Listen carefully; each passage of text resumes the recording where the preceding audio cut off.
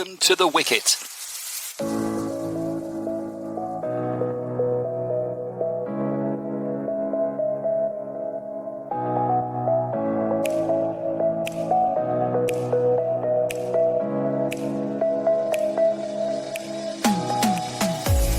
Hello and welcome to your weekly dose of cricket chat from Arab News here at The Wicket. I'm Brian Murgatroyd, and with me as ever to review what's going on in the sport locally in the Gulf, regionally in Asia and worldwide, are Arab News columnist Jon Pike and Arab News cricket reporter Subas Humagain. Hello, gentlemen. Hello, Brian. Hi, Subas. Hi, John. Hi, Brian. And in this episode, we talk Indian Premier League as Delhi Capitals and Royal Challengers Bengaluru inject new life into their flagging campaigns. We discuss the first 3 rounds of matches in the Women's T20 World Cup qualifier in the UAE, with 10 teams battling for 2 spots in the main event in Bangladesh later this year. We analyse the Pakistan Cricket Board's decision to split their men's head coaching role between Jason Gillespie for Test cricket and Gary Kirsten for both white ball formats. We speak about the men's T20I series between Pakistan and New Zealand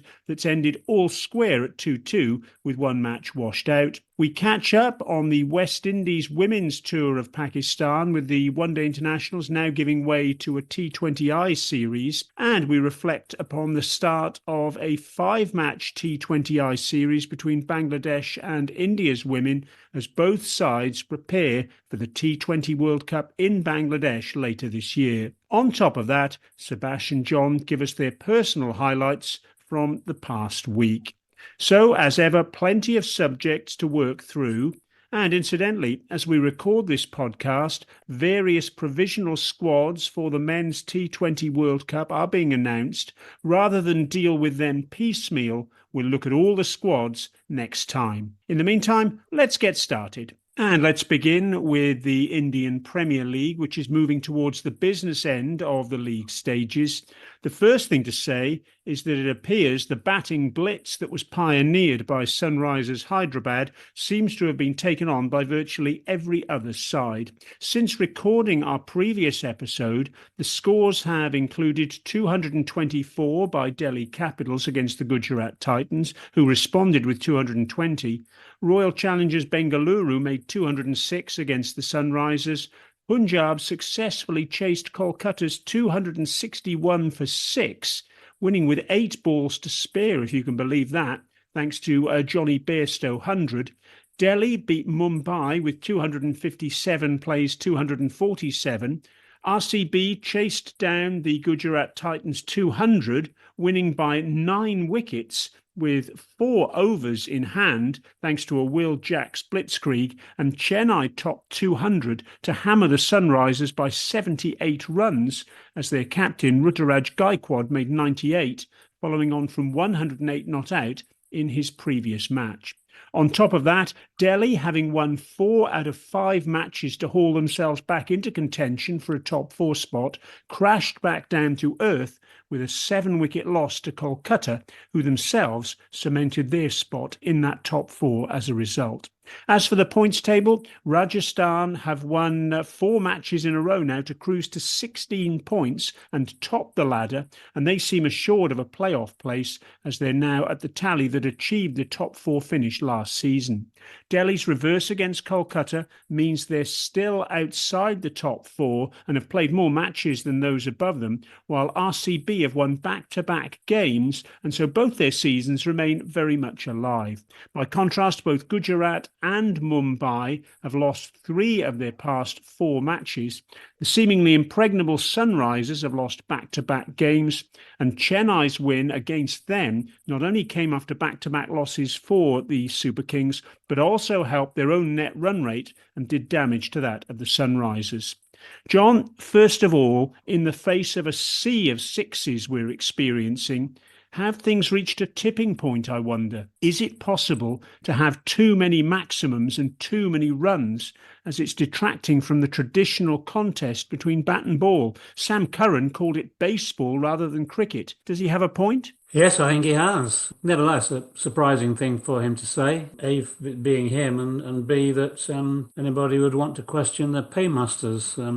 But the pitches are flat, and some grounds are pretty small. Batters practice smashing the ball out of the grounds day after day. They do so not just in the power play at the end of the innings, but throughout it. And bowlers are effectively becoming defenders as far as they can be, as the effects of dew. Of course, crowds love seeing sixers, so they're being given what they want. Overall, it's been the highest scoring IPL edition. Batters scoring at 9.6 per over on average, and 360 runs per match on average. If the punters like it, what is there going to be to change? Clearly, the format is reshaping cricket. Is it a good thing, though, John, in your opinion? No, I think it's almost demeaning the game, but it's a very populist format of cricket, particularly in the Indian Premier League, and we seem to be living in an age of populism, so I guess it fits the time. Subas, in view of what's happening, and that's 18 matches out of 48 so far that have seen scores of 200 or more, could this be the end of the impact substitute?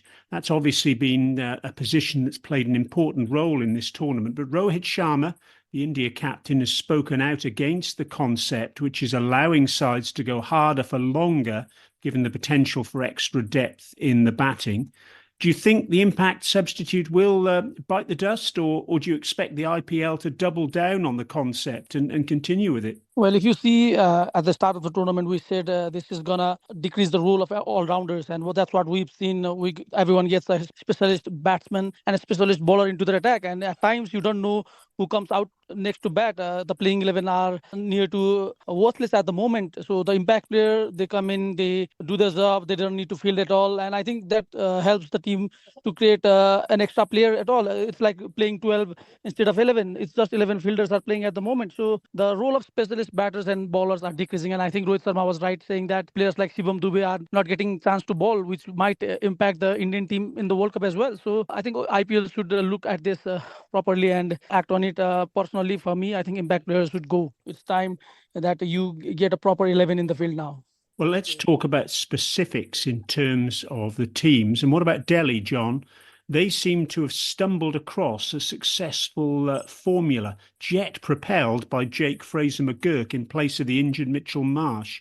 You asked after McGurk had produced one batting blitz for him to prove he could do it again, and he has done multiple times. Fraser-McGurk appears to have given new life to a campaign that was dying on its feet. Well, by my count, in 6 innings, he's scored 255 runs, an average of 43, which of course many would hope for. And of those 6 matches, the Capitals won 4 to spark the improvement that you've referred to. Now, how much is actually down to him? Pant has also come good, let's remember. Maybe McGurk's approach has rubbed off on others and set a new tempo for the team. Yes, he certainly has blitzed it, no question about that. Subas, there also seems to be a little bit of life in RCB's campaign. It's still a long haul for them to reach the top 4, but they've given themselves an outside chance, haven't they? And with Will Jacks in the top order, something you were calling for long before they did it. Yeah, I think all thanks to Maxwell. He pulled after IPL, and that got the balance right. Will Jacks at the top order. I think Kohli and Faf du Plessis were a bit more under pressure, trying to score faster runs, which is not the forte. So I think Will Jacks has balanced the top order and is getting the runs as well. The way he batted last game, I think Virat Kohli was at the other end, and he was in awe of what Jacks produced. So it's been late. I think it's tough for them to get the wins in all last 4 matches, but I think it's a positive sign going ahead of the auction next year, and I think that Will Jacks is going to be a fan favourite now. By contrast, John, Sunrisers Hyderabad, they seem to have been rumbled. We've spoken about their bowling weakness before, and that's exaggerated when their blazing batting doesn't click, as was the case against CSK. There does appear to be a difference between when they bat first and when they chase. The run rate drops from 11.74 to 8.76, and their sixes numbers drop from 76 to 36. Being bowled out for 134 set against their other totals looks very odd, particularly when they've posted totals from twice that size batting first. It always seemed to me that some teams are better at chasing than others, something in their DNA. And against RCB, they lost 4 wickets in the power play. They lost 3 wickets in the power play against CSK. Perhaps they're going too hard in the chase. Well, Jon, you also, in the last episode, asked for a response from CSK, Chennai Super Kings, whose campaign you felt was faltering. Was that win over the Sunrisers the response you wanted? Probably the response that CSK wanted. I think the Sunrisers might have made a mistake by asking CSK to bat in hot, humid conditions. And obviously Gaikwad was instrumental in CSK's 220 for 3. He came through that match with flying colours with the bat in the field and as captain. I think we should also remember saw this welt of runs that was crucial input from Tushar Deshpande. Spell claimed 4 crucial wickets and dismantled Sunrisers' top orders. It's a rare example of bowlers actually being on top for once. Yes, there haven't been too many occasions where that's happened in the tournament so far. Subas, what's gone wrong at Gujarat Titans, do you think? They were finalists last year. They were winners the year before that in their first season in the IPL, but now 3 losses in their last 4 matches. I think Gujarat are in a bad run of form. A lot of to do with Mohit Sharma's form. I think he got pelted for one of the most expensive spells in the IPL, and with matches coming hard and fast, they need to travel for the match. I think the experienced players are finding it hard to get with the pace of the game, and the bowlers are having a hard time to get with batters exploding. I think the experienced players need to step up. If not, I think they should let the youngsters coming and have their say. Subman Gill, it's tough for him now that there's a pressure of leading the side in this tough situation. But I think this will make him better as a captain as well as a top order player. And Rashid Khan is doing his job, but is not getting the wickets. And I think that was the must for them. Yes, Mohit Sharma against the Delhi Capitals, none for 73. Horrendous figures for him there. Hasn't got wickets in his last 2 matches.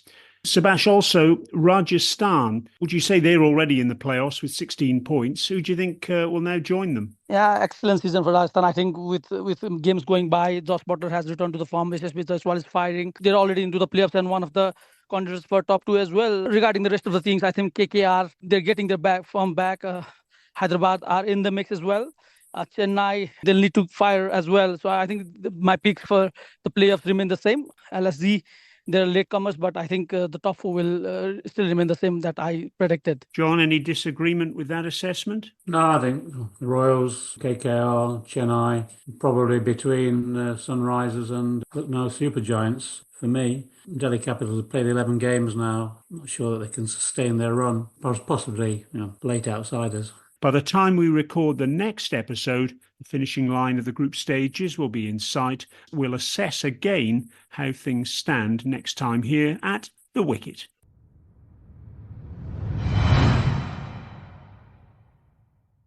As we record this podcast, we're 3 match days into the ICC Women's T20 World Cup qualifier in Abu Dhabi in the UAE. As regular listeners to The Wicket will know, it's a 10-team event with the sides spread across 2 groups. Group A is made up of Scotland, Sri Lanka, Thailand, Uganda and the USA, while Group B features Ireland, the Netherlands, the UAE, Vanuatu and Zimbabwe. As we record this podcast, it's Sri Lanka who've set the pace in Group A, crushing Thailand and Scotland, while Ireland have done something similar in Group B. Below those 2, it appears that virtually any side can beat any other. Vanuatu in Group B produced a major shock in their opener, humbling Zimbabwe by 6 wickets after bowling out the African side for just 61. They, though, then crashed to earth by losing their next game to the Netherlands by 100 runs. But then the Netherlands lost to the UAE by 10 wickets. And that was after the UAE had lost their first 2 matches to Ireland and Zimbabwe. Jon, we expected Sri Lanka and Ireland to be the teams to beat, and already it's looking that way, isn't it? It is. It's, I think it's a really fascinating tournament evolving in front of us.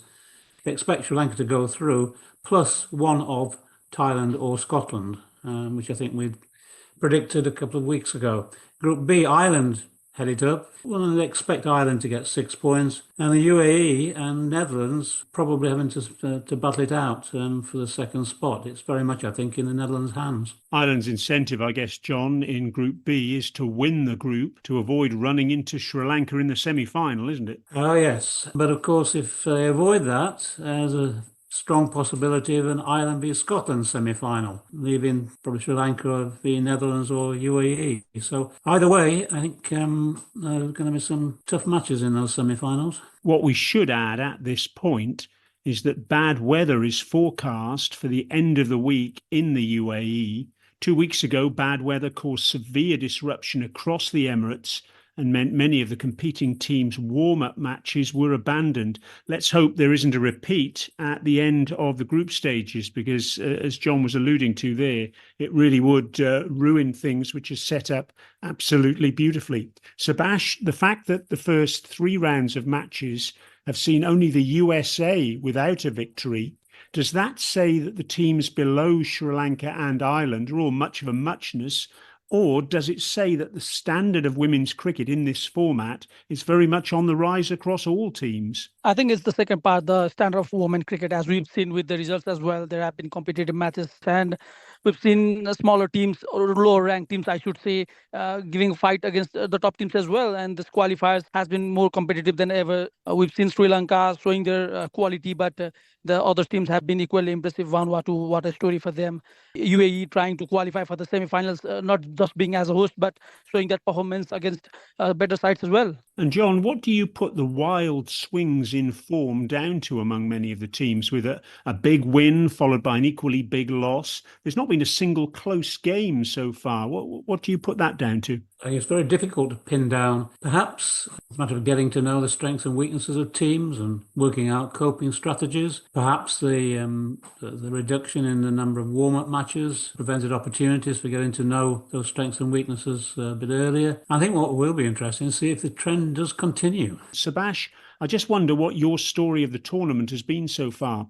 Vanuatu's success against Zimbabwe, which was a remarkable one, or the UAE's 10-wicket win over the Netherlands, which is possibly their best ever performance of all time in this sort of company, or maybe something else. What's tickled your fancy in particular? Yeah, UAE playing at home, talented players, a great result, but I think it should be the Vanuatu's story. I think they had to crowdfund in order to get to the World Cup, getting the kits, everything, and to start off World Cup qualifiers with such a win, and what a performance for world cricket it should be. I think the budget, the finances are just part of the scene, and they've overcome that barrier. They've come to compete, and they've got the result as well. I hope, be it they go to semi-final or not, I think they've already been the story of this qualifier, and so the passion that came along after that win was excellent to see. Yes, it really was a wonderful, wonderful occasion, that Vanuatu success against Zimbabwe.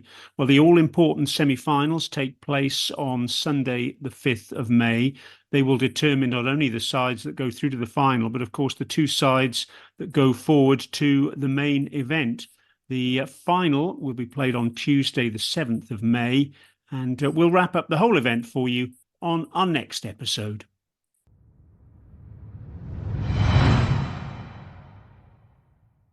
The Pakistan Cricket Board has opted to split the head coach position, with the Test side now under Jason Gillespie, the former Australia fast bowler, who has an extensive CV of coaching experience in domestic cricket across the world, while Gary Kirsten, who coached India to the 2011 ICC Cricket World Cup and is currently working with the Gujarat Titans in the IPL, he's going to take charge of white ball action, starting with the T20 World Cup in the USA and the Caribbean.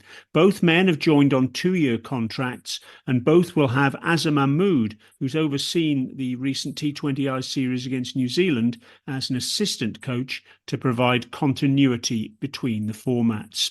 John, first up, what do you make of these appointments? The Pakistan Cricket Board seems to value and admire the Australian approach. Remember, Shane Watson was a prime contender a few weeks ago for the white ball job. As we know, Gillespie was Yorkshire's head coach between 2011 and 16, oversaw promotion from the second division in the first season, and then won back-to-back titles in 2014 and 2015. And we all know how tough a job coaching Yorkshire can be. He's also taken up T20 coaching roles with the Punjab Kings and other strikers, and he's been involved with Sussex and South Australia. Now, I was told in November he was looking for his next job to be with the national team. He's a respected coach, reputation for good man management. Nevertheless, it's going to be a tough job to get the best out of Pakistan, who, at best are mercurial. I'm more surprised at Kirsten, although he's got a good record. He likes continuity in team selections, striving to create a stable and consistent environment, something that's often eluded Pakistan. I think most interesting will be to see how they deal with the politics of their jobs.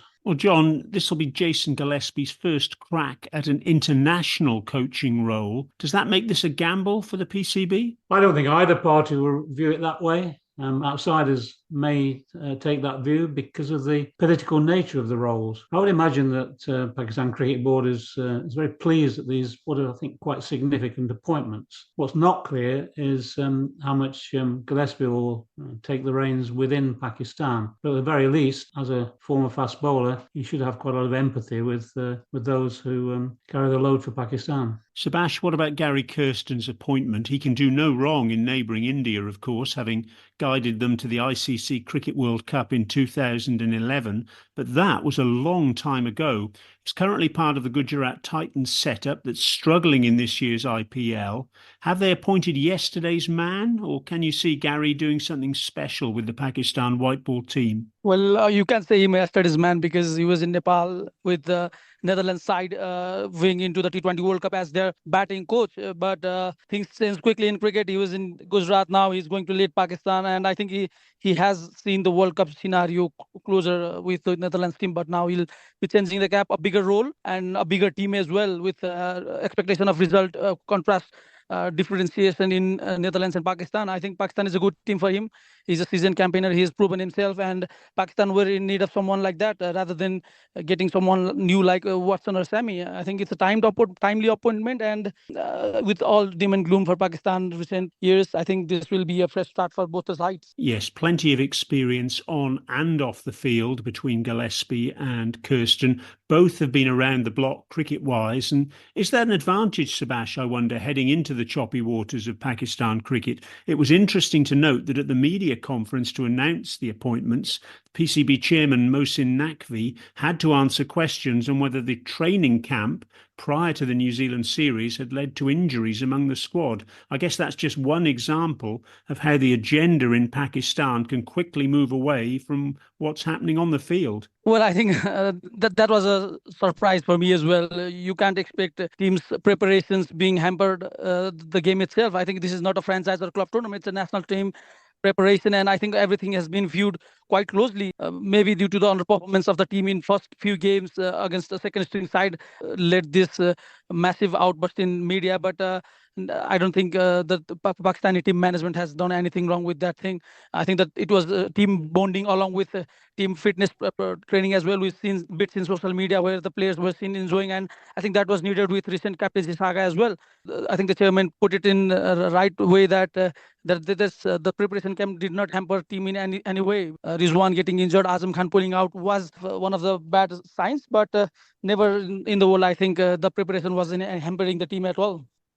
Yes, I seem to remember a few years ago that the Pakistan team went for military training before a tour of England, and off the back of that, they won a test match at Lord's. So we mentioned that Gary Kirsten will be with the side in the Caribbean and the USA. And Jason Gillespie's first assignments, well, there'll be a series against Bangladesh in late summer before England are set to tour Pakistan in October.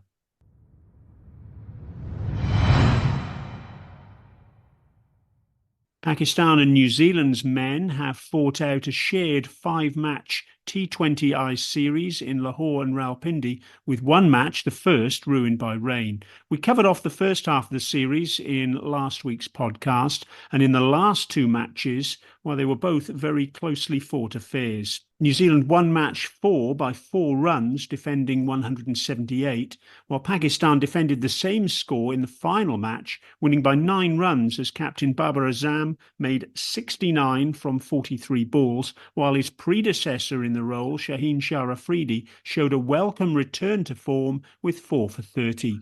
Subas, For Pakistan, the series illustrated the issues they have moving towards this year's T20 World Cup. They struggled to accelerate in the middle part of their innings after the first 6 overs of power play, and there was a lot of negativity in the media and the public around the fact they were struggling against a New Zealand side shorn of a host of players on IPL duty. How do you assess Pakistan's series, through the lens of positivity perhaps, or very much the opposite? I think this should be looked at a positive side, especially the captaincy saga that I explained. I think the team is getting together as a unit. The games were close. And if you see at the New Zealand side, I think there are T20 specialists. You can't call them second string overall. Some of the players in that team are playing the World Cup as well. And the competition within the New Zealand squad is tight. For Pakistan, I think it was more about getting the performance, getting the team together. And they succeeded to do that. The team fought as one. Babar Azam getting some runs.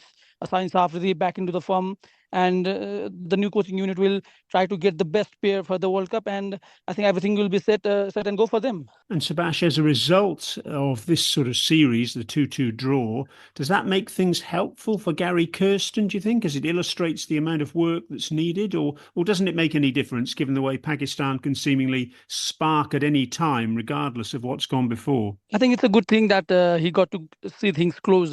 New Zealand, a bit of under strength side. He knew what are the shortcomings, especially in the bowling side of things, the spinner that they were looking after. They're playing in Pakistan, but the conditions will be different in US and the West Indies. So Kirsten will have some time, not that much that he'll get his change, but with the players available, I think he'll be able to bring the squad together and get the final 15 ready to go for the West Indies. Jon, by contrast, New Zealand saw a host of players get some top quality experience, meaning the side now has some bench strength moving forward. Batters Tim Seifert and Tim Robinson had their moments. William O'Rourke impressed with the ball. And Michael Bracewell made a comeback following injury. Plenty of positives there, it seems. Is that how you read it? I certainly do. They left out Tim Robinson, Dean Foxcroft and Jacob Duffy for the 5th match, in which, as we mentioned, they were undone by Babar Azam and Shaheen Shah Afridi, 2 top performers. I think Clarkson also impressed in that particular match. They came within 9 runs of claiming the series, so a lot of positivity there. Also note that Usman Khan popped up with 30-odd runs for Pakistan. Yes, Usman Khan, who, of course, of late was qualifying for the UAE, now very much back in Pakistan's stable, and, of course, hoping to head to the T20 World Cup next month in the USA and the Caribbean.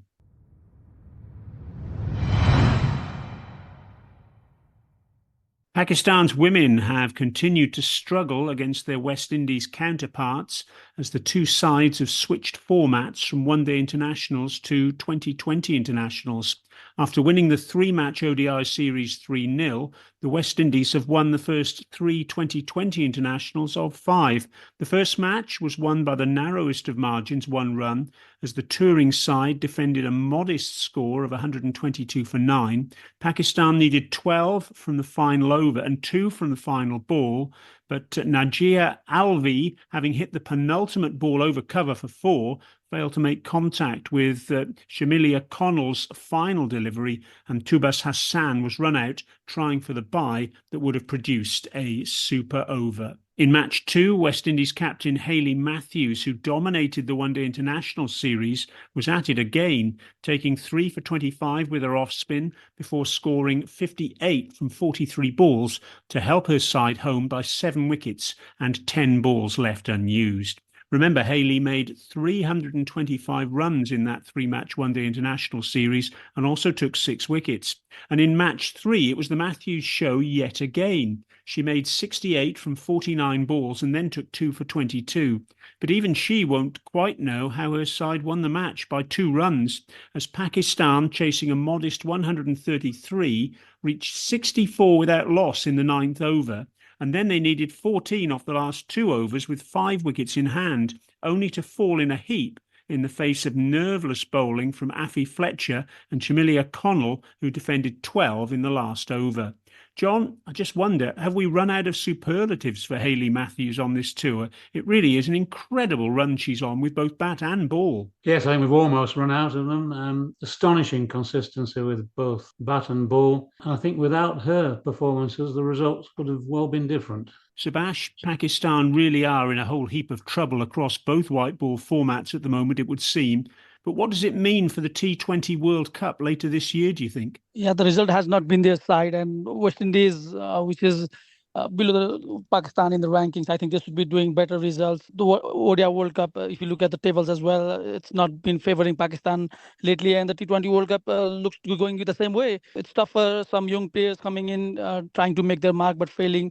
But before the World Cup, I think you should be ready. And with some experienced player not being in the squad lately, I think it's going to be a tough job for Pakistan ahead. John, I just wonder, are you liking what you're seeing from the West Indies in this T20 World Cup year? Do you think this tour marks them out as contenders for at least a semi-final spot, or are they simply winning against a weak Pakistan side? Well, they only just scraped the first T20, and the third one, you've already mentioned, Pakistan's spectacular batting collapse from 115 for 2 to 130 for 8. But at the moment, they're looking good. I think it does depend upon whether Matthews can keep up this form. I think they may be a bit too dependent on her. The semi-final place, well, if Australia, England and India are at the top three, the West Indies have got a battle for fourth slot against any one of New Zealand, Bangladesh, Pakistan and South Africa, of course. They should be in the mix, but very dependent upon Matthews for me. Well, ahead of the T20I series between the West Indies and Pakistan women, there was news that Bisma Maroof, the former captain, had retired with immediate effect. She's still only 32 and made one half century in the three-match ODI series ahead of the T20Is. I just wonder, Subas, is this decision a surprise to you? Yeah, it's a bit of a surprise coming out of the World Cup, but I think she's made this decision in her mind. With after 2020, she's given a birth to her daughter, and since her comeback, she's never been the same. She's one of the most experienced with highest caps in ODI, but T20 World Cup is a different thing, and I think she knew she was not ready to compete with this young set of players, and she said that she'll be playing league cricket, which means she's still in for the game, but the international calendar demands a lot from the player, and balancing both family and cricket at the same time could be a tough job for her. That's why she's getting the job easier for selector and stepping back. But she's still playing the league cricket, means she still has that passion for cricket. Well, for the record, Bisma was part of the women's team that won the gold medal twice in the Asian Games. In 2010 and 2014. She made her one-day international debut against India way back in 2006 and her 2020 international debut against Ireland in 2009. She went on to represent Pakistan in 276 international matches, the most by any Pakistan women's cricketer. She scored 6,262 international runs, including 33 half-centuries, and has taken 80 international wickets with her right-arm leg spin. The left-handed batter also captained the side in 96 international matches. She represented Pakistan in 4 editions of the ICC Women's 50-over World Cup, captained the team in the 2022 edition held in New Zealand, and in T20Is, Bisma featured for Pakistan in all 8 editions of the ICC Women's T20 World Cup and led the side in the 2020 and 2023 editions held in Australia and South Africa, respectively.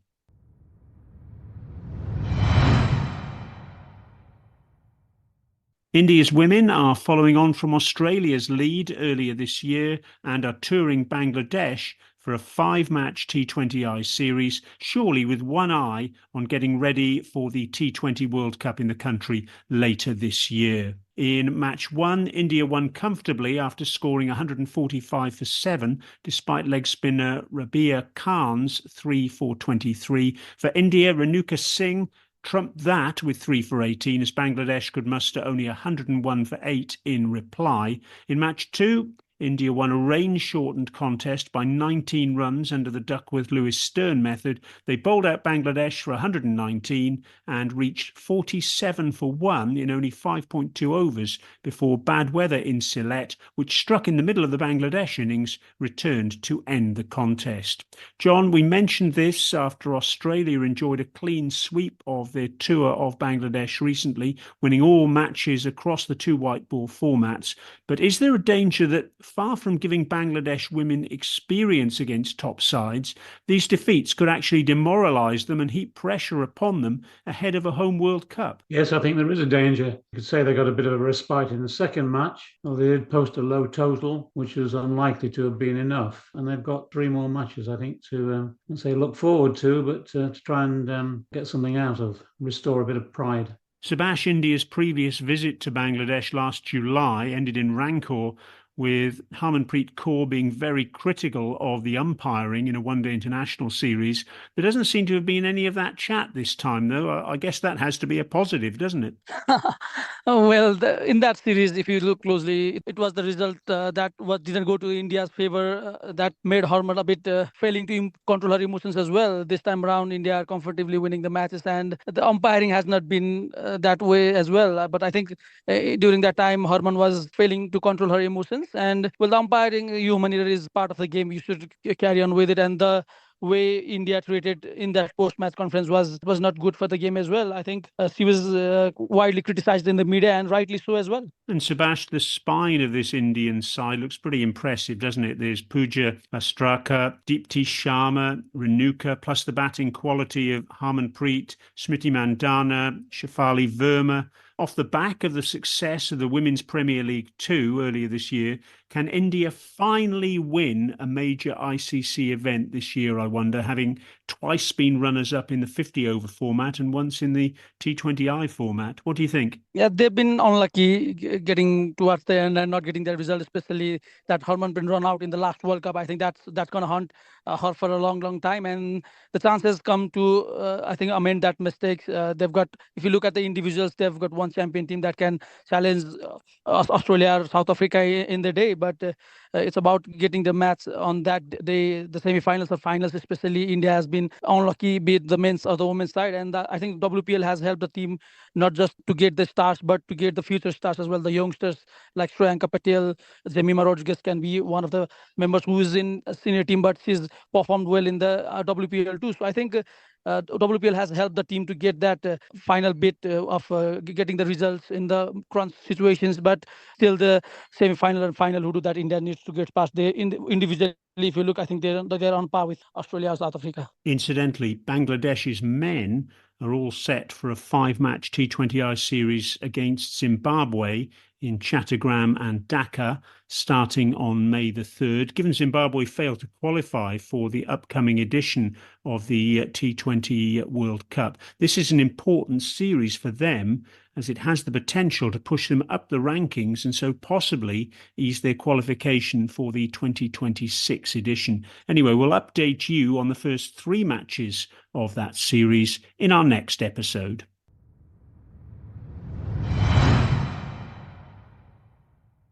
And finally, gentlemen, as we always do, let's hear from you about something that's caught your attention this week in the world of cricket. John, we'll start with you. Bizarre comments by Virender Sehwag on a podcast with Adam Gilchrist about why Indian cricketers don't play in franchise leagues outside of India because they are too rich and don't need to. However tongue-in-cheek and inaccurate, because as we know the BCCI doesn't allow them to, I think this sort of comment exemplifies India's sort of arrogant approach to the game and is wrong on a number of levels.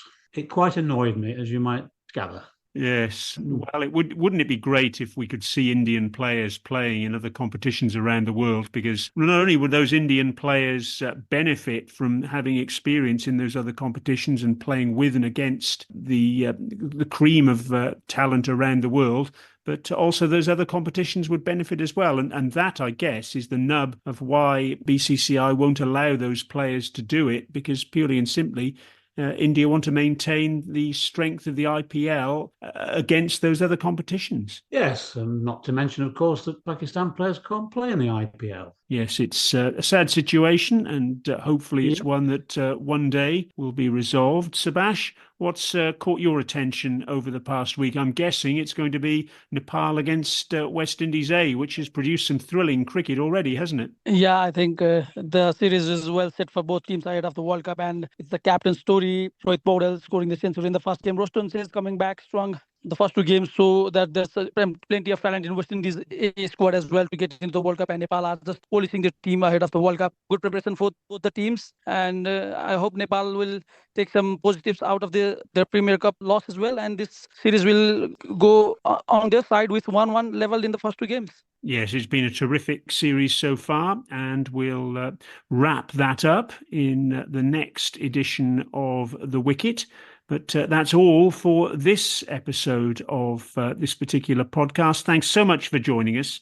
We'll be back with more cricket chat from the Gulf region, Asia and worldwide soon. Please don't forget to like, subscribe and comment on what you've heard wherever you get your podcasts. We'd love to hear your feedback, and let us know if there's anything you'd like us to feature in future episodes. For now, though, this is Brian Murgatroyd along with Jon Pike and Subas Humagain saying thanks so much for listening, and we look forward to your company again next time. Goodbye, folks. Goodbye.